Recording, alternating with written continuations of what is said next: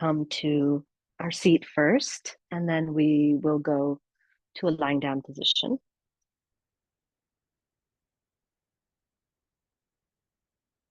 So if you come to your seat and you just don't feel very supported or supportive, then it's really, really important that you lean against a wall or you sit in a chair, right?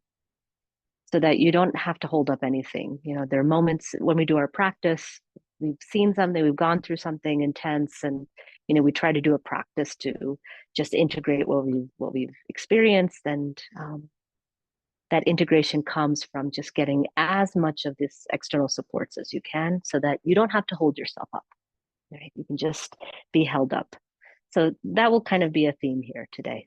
How can I just be held up by some force greater than myself? Because right now, maybe I don't have the resources to hold myself up.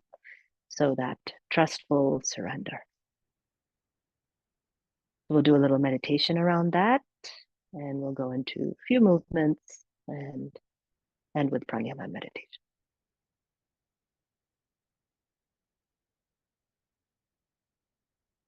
So just let your tailbone go down into the ground. It's almost like you are pointing it into the earth. That starts to lengthen the lower back, and you can even place your hand on the lower abdomen between the two hip bones in the front body and make sure like the musculature there is super soft and relaxed, that you're not tightening there. And as the lower abdomen relaxes, maybe even the pelvic floor, any tightening there, relax.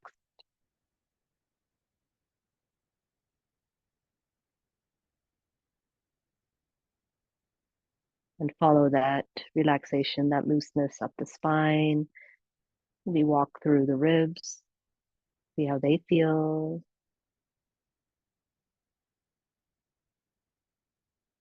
The shoulder blades, the chest, lungs. See where it is in your body that you are holding the most. Not physically, but you're just holding the intensity of life the most.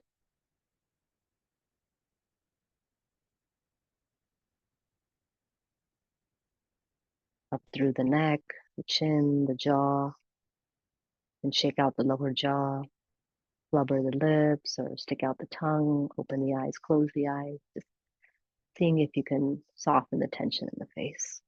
Maybe even massage the temples and the forehead so the creases or concentration in the forehead can relax.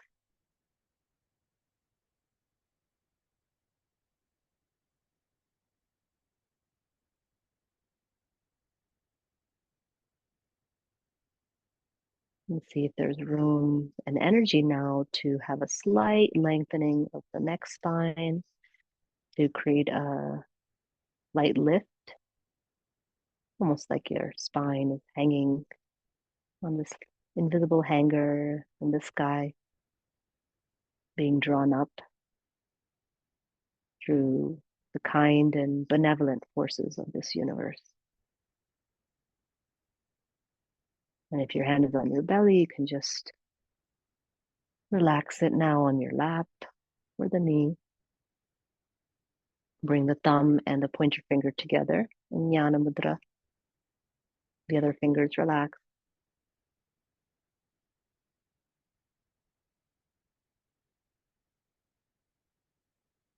Start with our invocation, joining with 5 chantings of Om and localizing the Om chanting deep in the sacrum or the lower abdomen and vibrating into the base of the pelvic floor. So bring your mind there first.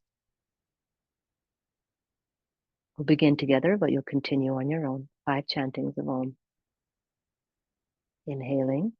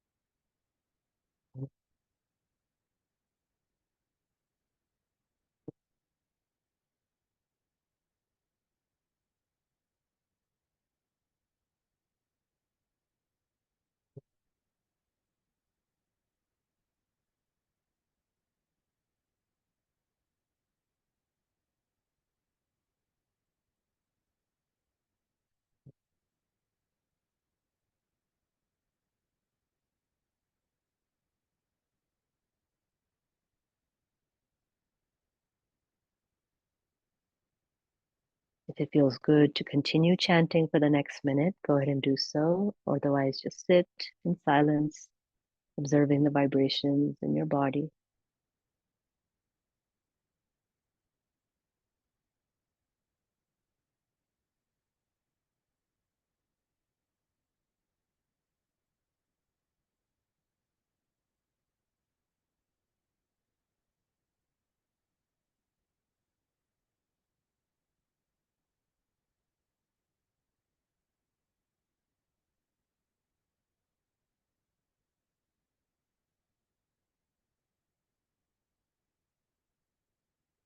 And then if you're still chanting, letting the last Om chant taper off.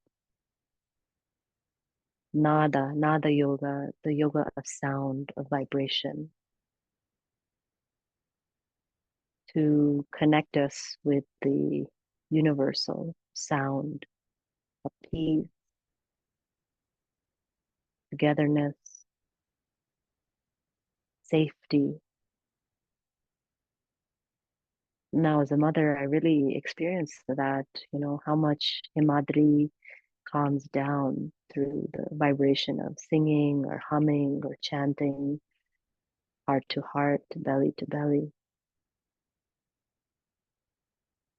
The body knows, the nervous system knows that the prana chants, the prana has a vibration, a sound that regulates it back to its source.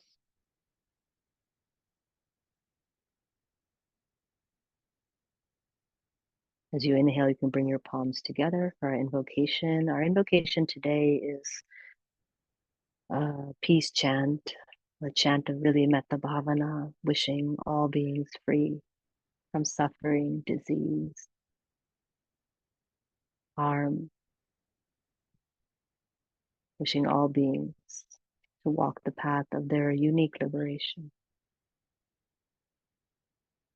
So if you don't know the chant, you can just wish that, will that deep in your heart. Maybe there's a specific being or just a general overarching benedictions for all. Om Sarve bhavantu sukhinah, sarve santu niramaya, sarve bhadrani pashyantu, ma kaschit dukha bhag bhavet. Shanti, Shanti, Shanti. Hari Om. That's Sat.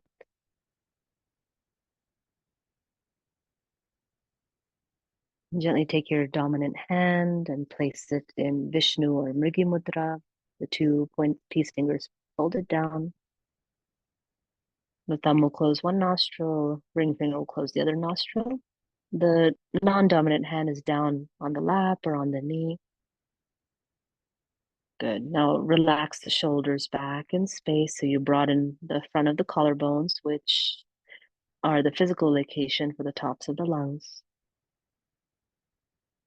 We'll do a few rounds of Chandra Vedana, lunar expansion, breathing in through the left nostril and out through the right. We'll do 3 on the inhale and 6 on the exhale. Just a few rounds. So take a deep breath in and a longer breath out. Relax, relax, relax on that exhalation. Now close the right nostril, inhale left. Exhale right. 6 count. 4, 5, 6. Inhale left. 3 counts. Exhale right. Just receiving the benefit of the pranayama. 6. Inhale left.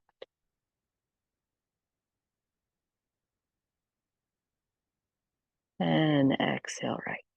Almost like your hands are doing the mudra, the closure of the nostrils, but your mind is just watching, observing. Inhale left. Exhale right. 5, 6. Inhale left.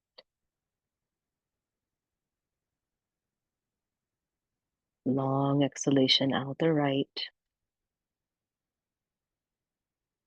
4, 5, 6. One more round. Inhale left. And exhale right. 4, 5, 6. Taking the hand down. Let your breath just naturally come back to a normal pace, whatever feels most easeful.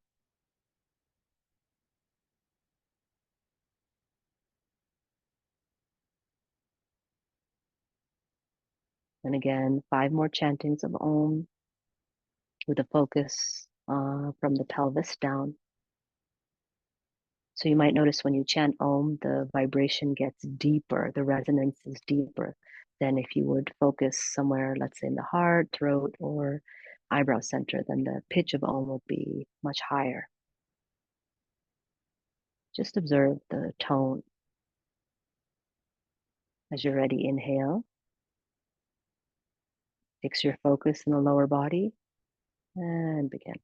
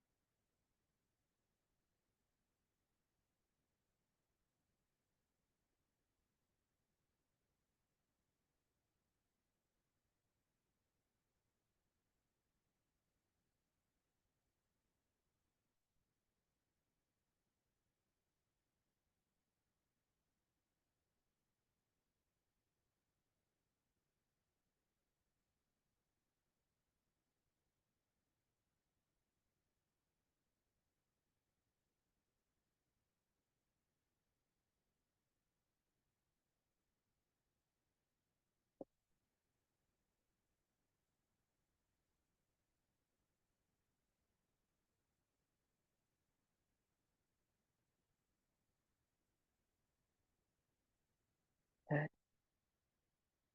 Now see, you can make the conscious choice of doing the practice with closed eyes or having eyes open, but still inward gazing. So if you're having your eyes open, just blink the eyes and gaze down first, feeling as though the gaze is coming from the heart center, from deep inside yourself. And then just start to move one finger at a time. And then squeeze and relax the toes, still in the seated position. And then move the head and neck in a circle. So the toes are moving, the fingers are moving, and the head and neck are moving. Yeah, however you like. And start to introduce more regulated Samavriti breathing as you move. Good. And then toes moving, fingers moving, head and neck moving, and then the whole spine moving. So maybe slight rotations, undulations with the spine. It's almost like more like a dance, right? You're just getting a sense of being back in your body again.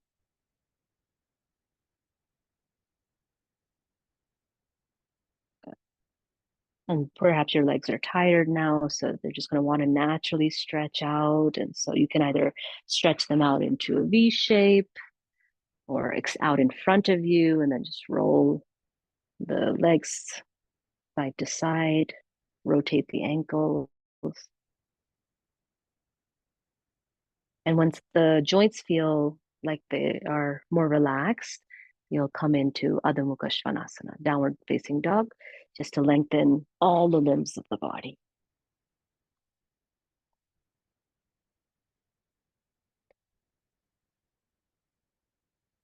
Take your time. Again, so how can I make my Adho Mukha Svanasana super supportive for me? Right? Maybe that's a shorter stance, so I'm not putting so much weight into my shoulders, maybe a wider stance. Maybe now instead of having my fingers together, I have them wide. Just see, what do I need to do to make it feel less taxing for the body.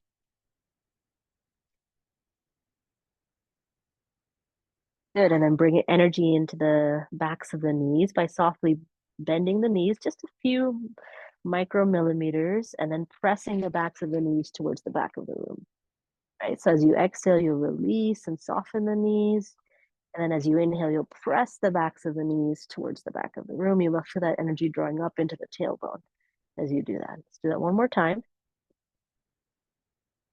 Good. And now as you exhale, soften the knees to the ground, walk them together, feet together, and then start to lay yourself out onto your belly into Makarasana, please. So, right, in Makarasana, the chest is not on the ground, and you can either mimic that action through a rolled up blanket underneath the collarbones and lower chest, or hold opposite upper arms and place your forehead down on your forearms. Take the legs apart, wider than the hips, and see which way the heels want to roll.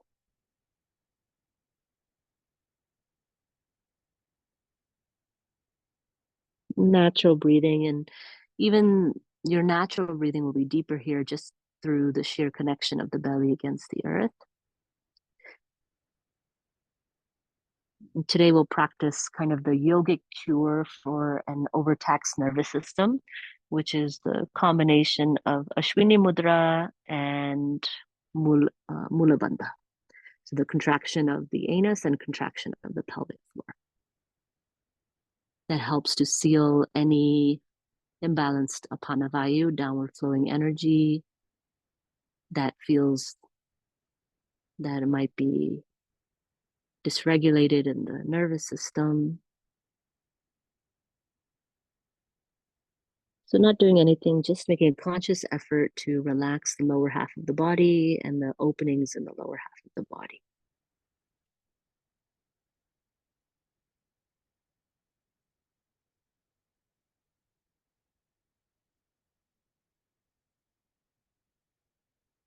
Good. And then slowly begin to transition to Vishama Vritti. So you'll lengthen your exhalations longer than your inhalation. It doesn't have to be an exact ratio, just a sense of length of the exhalation.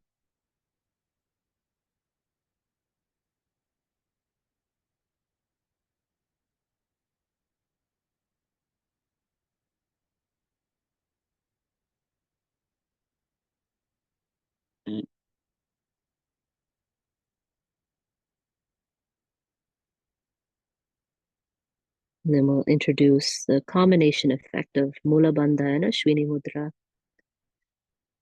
So as you begin to exhale next, maybe you just need to listen and then wait for the right exhalation.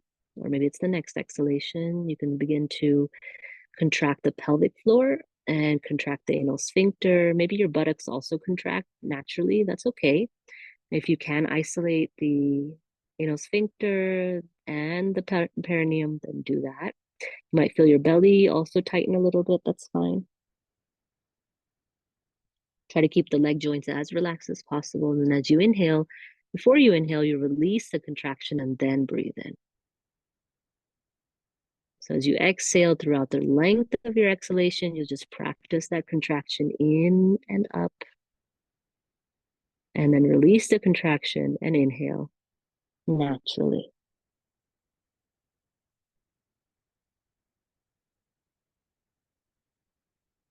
So it's almost like you're closing the doors of the lower openings of the body.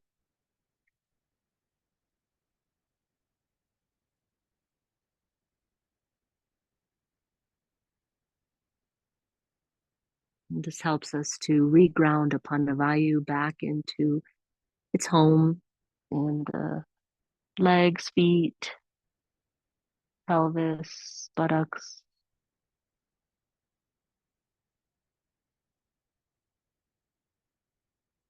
Maybe there's also a slight ujjayi. You can hear the sound of the breath assisting you in the contraction and the release.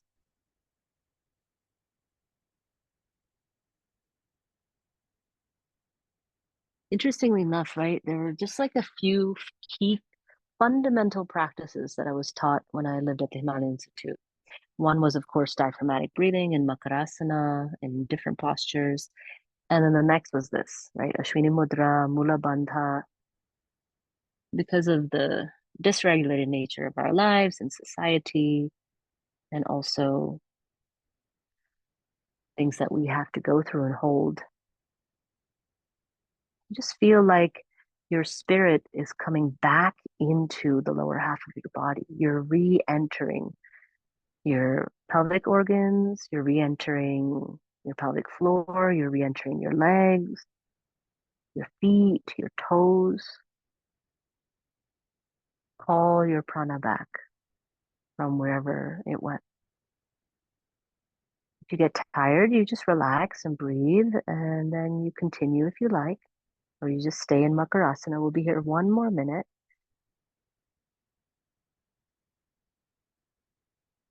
And in this 1 minute, just follow your intuitive sense, follow what feels like the correct thing for my body in this moment.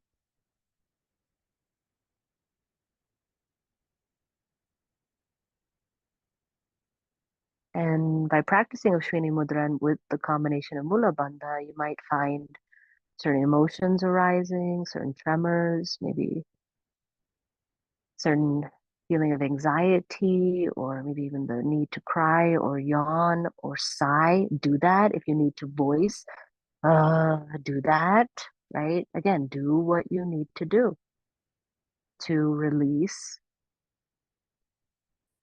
the knots, that which is tying up the nadis.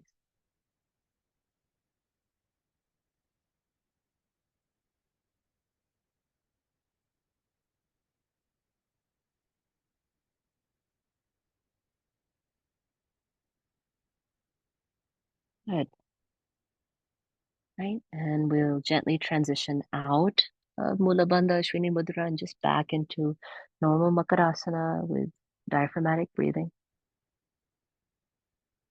And as you breathe diaphragmatically, again, make a conscious effort now to relax, relax, relax the pelvic floor, relax the buttock.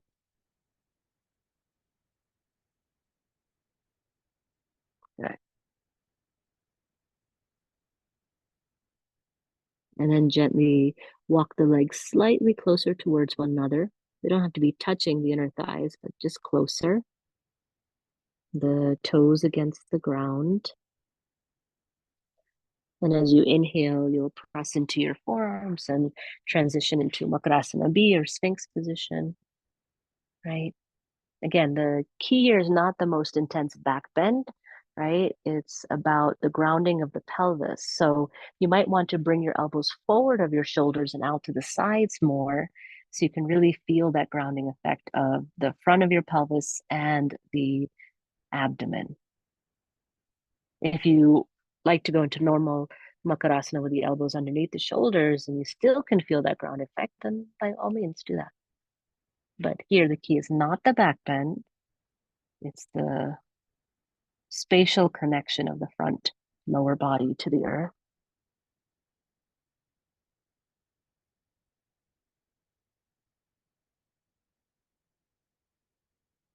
Good. One more breath.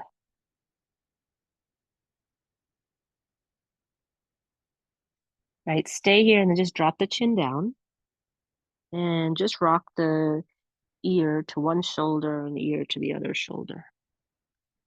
Right. The physical tension along the limbic system, that's the brainstem region, which is covered by the neck and throat, feeling like you're massaging that now as you rock from side to side. Maybe there's some pain or tension that you're holding there. Maybe the head moves in a full circle, that's fine. I trust myself to know what to do. I trust my body completely. Good. Next time you exhale, now soften your chest down to the ground. Slide your hands back by the sides of the chest And then you'll push up to all fours, really nice and gently. Nice neutral spine, knees under hips, hands relatively under shoulders, soft elbows, good. Toes tucked or not. And now feel the space and roominess in the front body, no longer contacting the earth, but still deeply connected to the core of who you are. Good. And we're just going to do very subtle movements. You're going to press into the hands and just reach your shoulder blades up to the sky. So it's not a, cat position where you're rounding the entire spine. Just isolate the movement in the shoulder blades and drop the head. And then as you inhale, drop the shoulder blades down to the earth and gently relax the head, almost looking forward. Good. So just as you exhale, just press into the ground, round the upper back only, and then release that as you breathe in.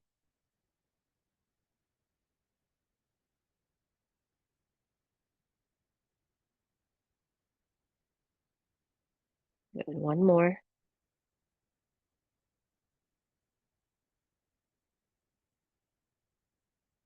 And then again, back to a neutral spine. Take a resting breath here.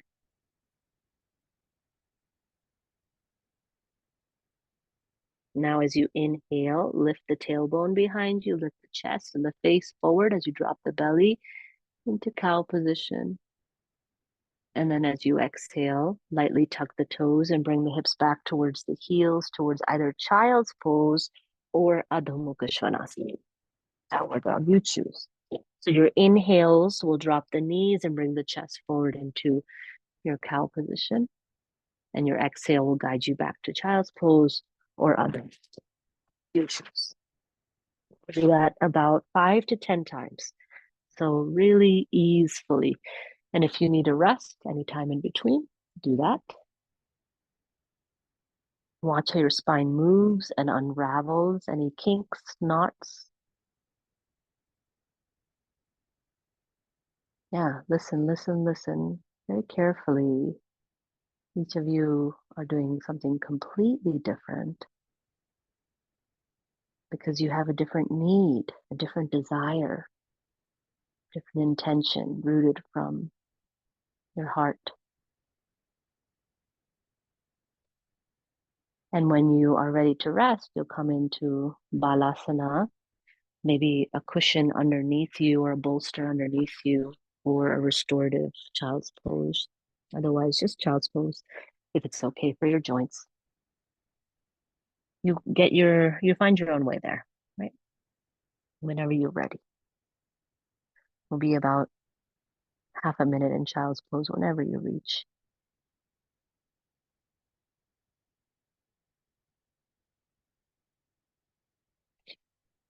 Instead of the long pull of the arms, bend the elbows, maybe even take the hands into like what looks like a goalpost. So your elbows reach out to the sides so that they're almost parallel with the shoulders, and the upper chest is nice and broad, and the head down onto block, bolster, or ground.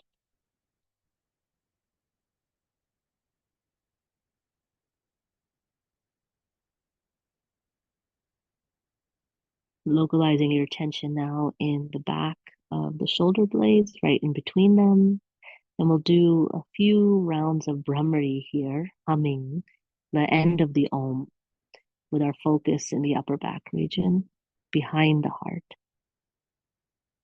So let's say about 5 rounds. We'll start together. So inhale, fix your attention, the back of the shoulder blades, and exhale, Brahmari. Mm.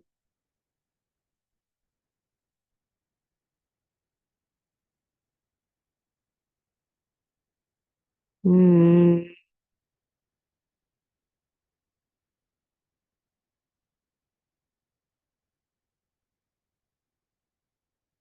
Continue on your own.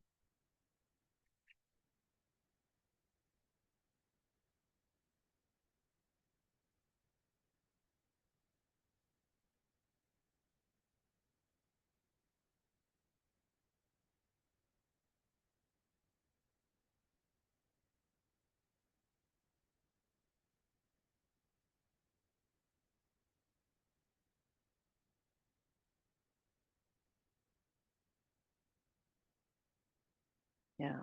And when you're finished with about 5 rounds, you can either stay in child's pose or just lay on your back. Will be another half minute or so. Just let your body just come into a state of ease, of repose.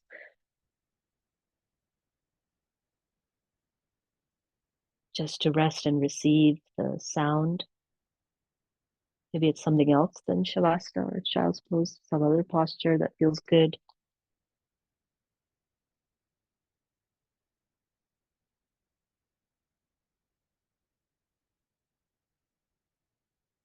Let your breath go. Let yourself feel the vibrations in your body. But let there be still activity and intention of alertness, maybe through the inhalation. We will come to standing after this. So the intention is to be so fully present in the legs that we know how to stand again. So you either just feeling and resting in the vibrations of the body, or you can follow the inner gaze up and down the body in a sweeping motion as you breathe in, rising, and as you breathe out, falling. Again, whatever you're called towards.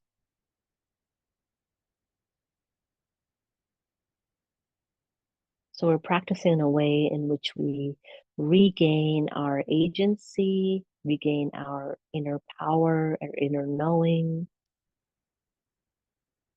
So some guidance from someone like me, but the rest is all the internal decisions that you make given the information that you have, the information that your body is giving you, your mind, your heart, your samskaras.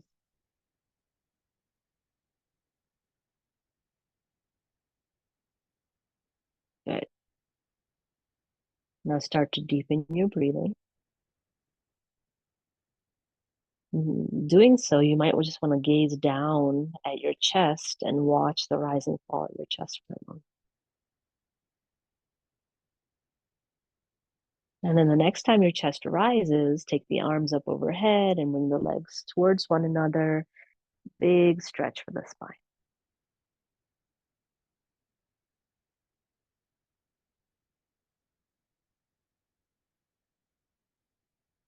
Good. 3 breaths here. Lifting and lengthening the upper body and deepening the pond in the lower body, the lower abdomen. Next exhalation, or after 3 exhalations, you'll round up into a little ball. Apanasana. You can rock from side to side.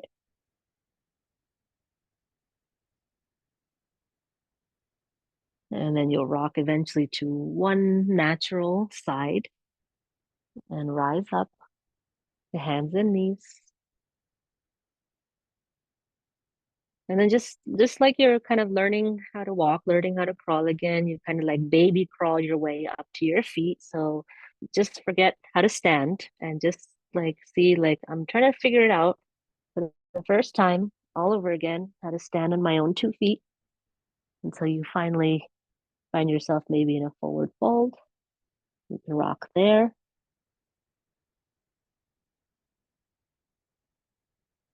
Good. And then you'll soften the knees and bring your hands to your hips. Slowly breathe in and reach the chest forward, gaze forward, and then all the way up.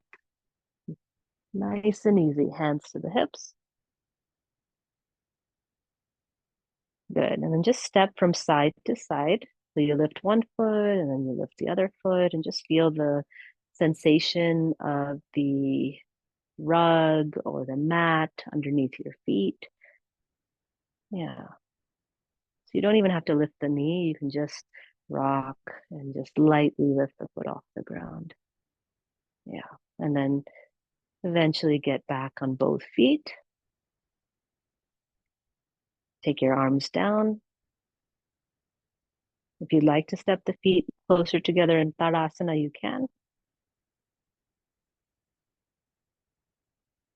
Just breathing here.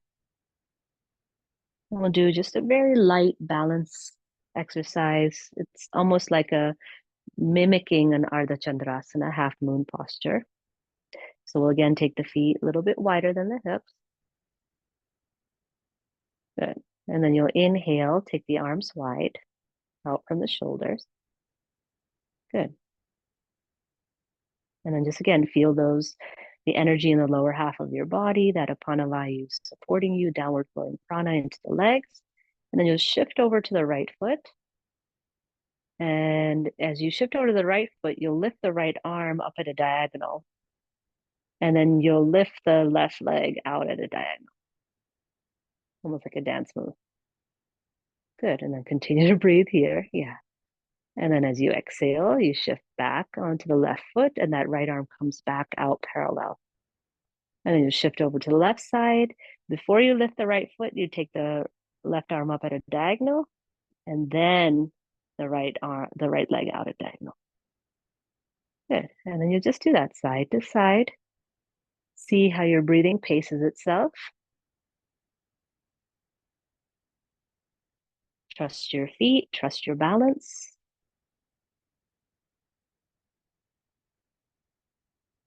You don't have to lift very high. Maybe you want to lay the arm down on the leg that's lifting. Good. One more each side.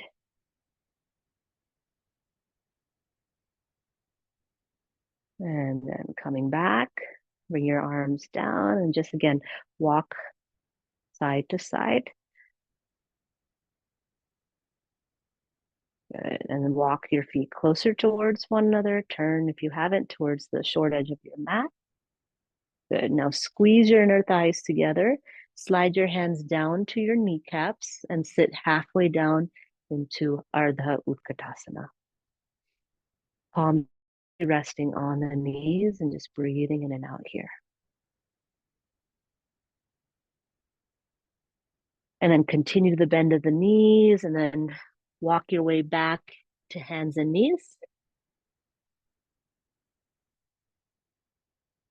A breath in hands and knees, just to re-regulate.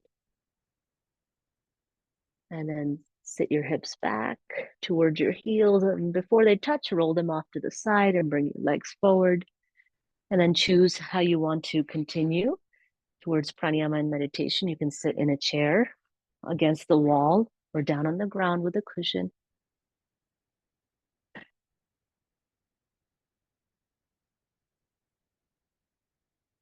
Right, we won't spend a long time in meditation today. Rather, we'll practice alternate nostril breathing and just a short meditation.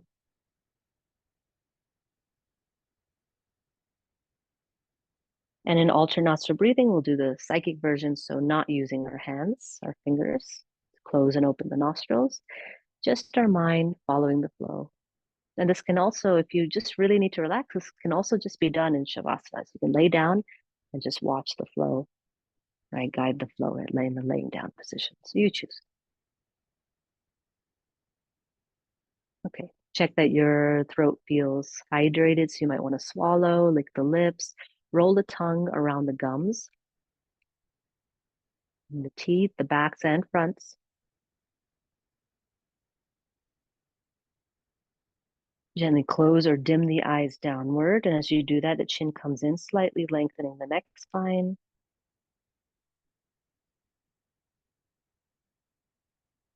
So Nadi Shodhanam is like walking up a mountain and down the other side. That's how we flow through the nostrils. And then you walk up that side of the mountain and down back to the side you began.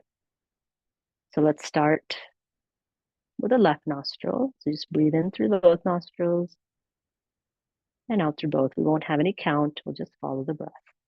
Now bring your mind into the left nostril, walk up the left nostril to the third eye center, the peak of the mountain, and then walk down the other side through the right nostril, back to the base. And then walk up the right nostril, bring your mind up to the eyebrow center, the peak, and walk down the left nostril towards the left nostril.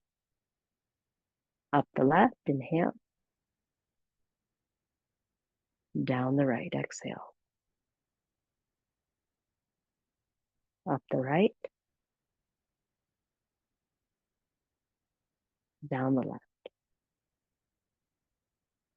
I'll guide one more round, up the left, down the right, up the right,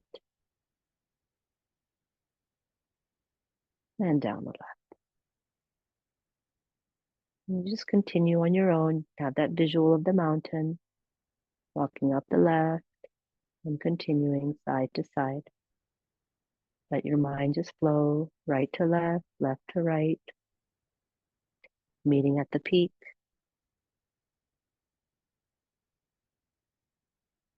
Relax your face, shoulders, joints of the arms and fingers.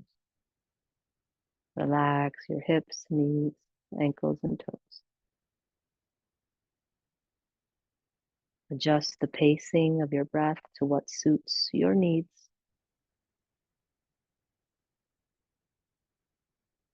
Until the rhythm almost feels natural, not like you're doing a pranayama, but it's just happening naturally, organically. And you can just be more of a witness than the doer. And just trust the pranayama to fulfill its own dharma, its own purpose of cleaning, cleansing, purifying the subtle body of any accumulations.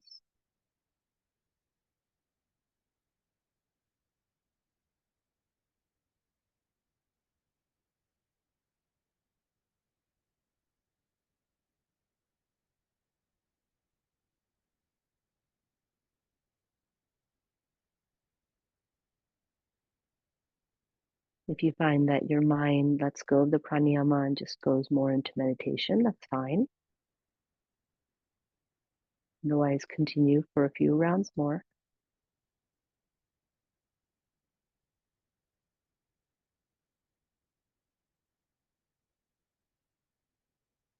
You'll eventually end with an exhalation through the left nostril. You're still practicing Nadi Shodhanam.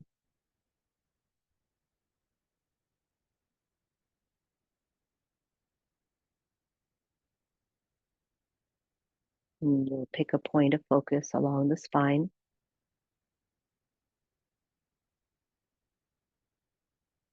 Drawing the mind there. A light, open focus.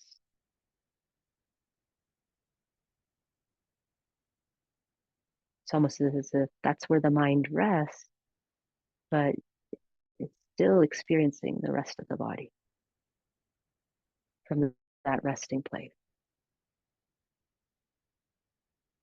And that's what meditation is right now, a place of deep rest, deep reprieve and relief.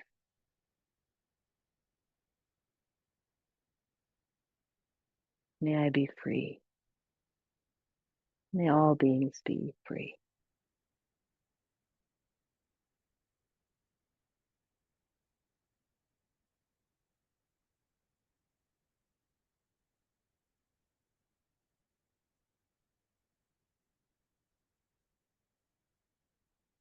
And expand the mind from the center point, wherever you're resting, to the boundary of the body, and feeling the sensations along the boundary. As you inhale and exhale, start to feel your breath, the physical and the subtle breath, expanding and contracting within this boundary. You could even exaggerate the breathing to feel this.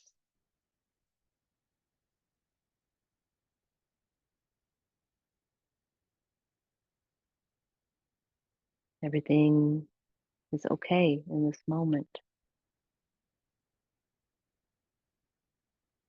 I am okay.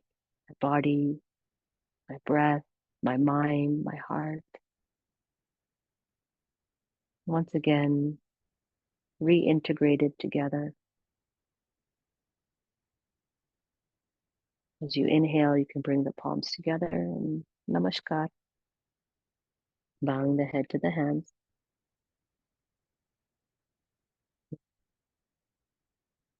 Shanti, Shanti, Shanti. Hari Om Tat Sat. May all beings be healed and happy. As you exhale, surrender your body to Mother Earth. Thanking the earth for witnessing our practice, thanking what you're practicing upon, your mat, your space, for holding you. You can rub your palms together, generating heat, and use that heat to massage the eyes and the rest of the face if you like, or just blinking the eyes open. Yeah. Thank you all. Practicing so deeply.